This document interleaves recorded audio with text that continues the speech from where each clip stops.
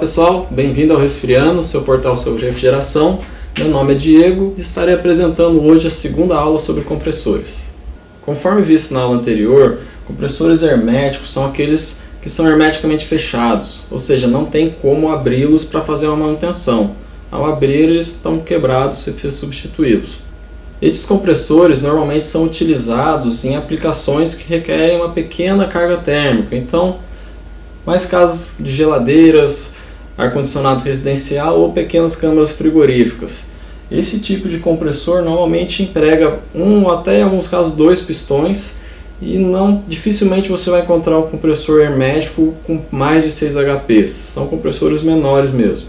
Já os compressores semi-herméticos já são aplicados em situações um pouco mais severas, em que você exige uma capacidade muito maior. Então você consegue encontrar compressores aí de até 50 HPs no mercado. Repare que nesse compressor em corte é possível ver que a gente tem uma entrada do fluido refrigerante frio, admitido do evaporador. Ele passa pelas bobinas do rotor, refrigera elas antes de entrar na etapa de compressão, nos pistões. Isso é muito importante, que auxilia no refrigeramento do motor. Em alguns casos é preciso um refrigeramento extra, em outros o próprio fluido refrigerante já faz esse papel. Os compressores semi-herméticos podem ter um arranjo diferente de pistões. Você pode ter ele tanto em série quanto em V ou em W. Nesse exemplo temos um modelo em V. Os compressores parafuso, também considerados semi-herméticos, pois é possível abri-los para fazer uma manutenção, eles são indicados para aplicações em que você requer uma grande capacidade. Então você tem compressores que vai até 120, 160 HPs, é possível encontrar isso. Ele costuma ser mais caro que um compressor semi-hermético alternativo, porém ele tem algumas vantagens. O COP dele, que seria a própria eficiência, ele acaba não sendo tão vantajoso em algumas aplicações. Porém, o fato de você ter um único compressor para um sistema, em vez de ter 4 semi-herméticos, você consegue ter seu sistema de refrigeração muito mais simples, com muito menos ramais de tubulação e um circuito elétrico muito mais simplificado, sem encontrar o controlador para fazer a modulação de todos os compressores de um rack. Aqui, um único parafuso consegue te atender de uma maneira bem mais simplificada. Temos também compressores alternativos de duplo estágio. Qual que é o princípio de funcionamento desse tipo de compressor? Bem, se olharmos um ciclo frigorífico tradicional, ele tem uma pequena variação. Na saída do condensador existe uma ramificação de linhas. Então parte do fluido que está no estado líquido subresfriado é direcionado para uma válvula de expansão, a qual gera uma redução de pressão desse fluido, consequentemente de temperatura. Esse fluido vai para uma pressão intermediária, ela acaba não sendo nem a de condensação nem a de evaporação. Esse fluido acaba entrando num trocador de placas, o qual vai receber calor, evaporar e vai ser direcionado para a segunda etapa de compressão do compressor. A outra linha é direcionada para o trocador de placas, então aqui você tem ele ainda na pressão de condensação. Ele vai liberar calor para o fluido que está no outro ramo, e aqui ele vai subresfriar um pouco mais e vai entrar numa válvula de expansão.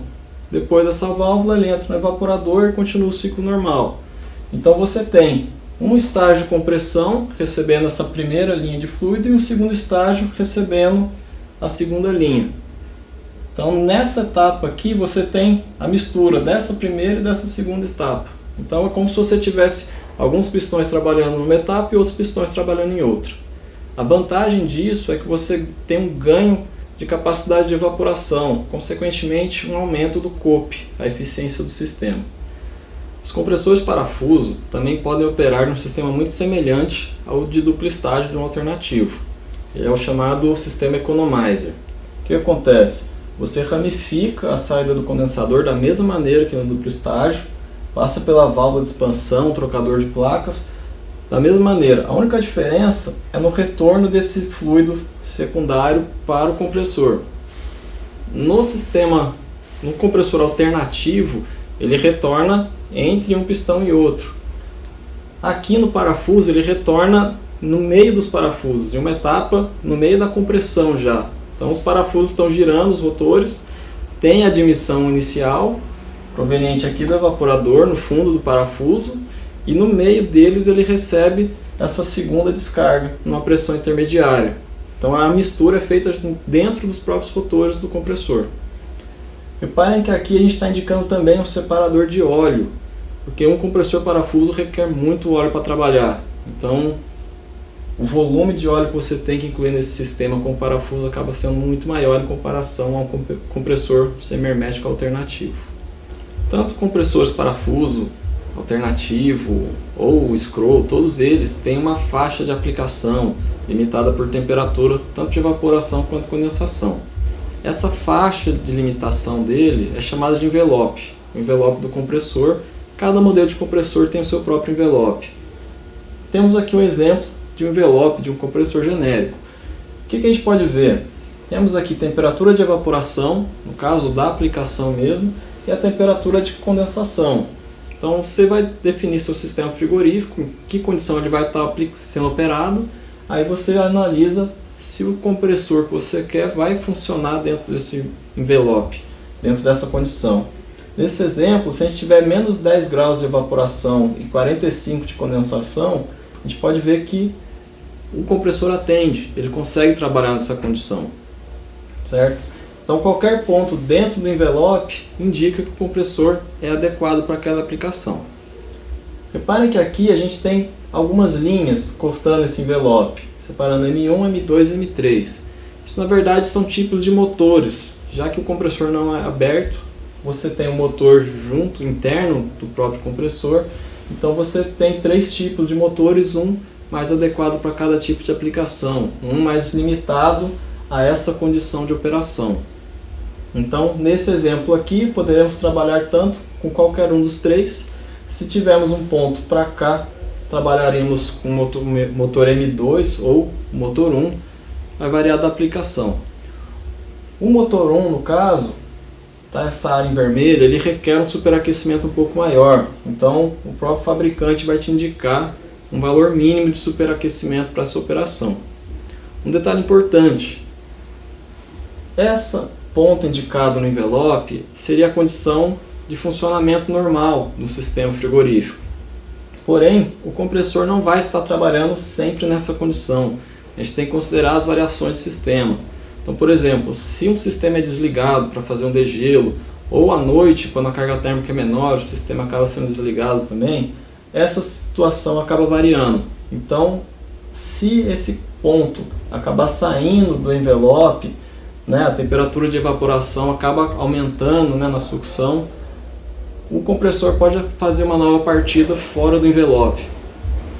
Em alguns casos ele pode até funcionar normalmente, até ele conseguir voltar ao ponto ideal dele, porém isso acaba prejudicando sua vida útil, pode danificá-lo, pode parar seu sistema. Então é muito importante, na hora de selecionar um compressor, verificar até mesmo situações paradas, considerar uma tolerância em volta desse ponto, evitar selecionar compressor em pontos muito no limite do envelope, pegar sempre algo mais central do envelope. Temos também indicado aqui essa área verde. Na verdade é uma área que indica se o compressor vai precisar ou não de um resfriamento adicional.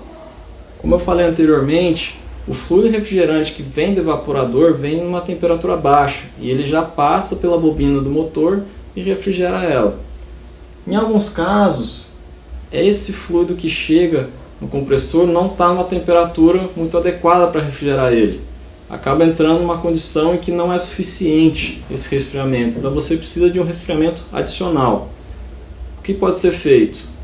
Podemos incluir um ventilador montado em cima do compressor, ou, no caso de uma unidade condensadora, você pode direcionar o próprio fluxo de ar do condensador em cima do compressor. Isso já vai auxiliar no resfriamento dele. Bom pessoal, essa foi a aula 10, uma continuação da aula 9 sobre compressores. Espero que tenham gostado. Caso queiram assistir outras aulas, clique aqui para assistir a aula 9 sobre compressores, a primeira parte, a aula 8 sobre ciclos frigoríficos e uma apresentação do Sidney Mourão sobre compressores Scroll. Espero que tenham gostado e até a próxima.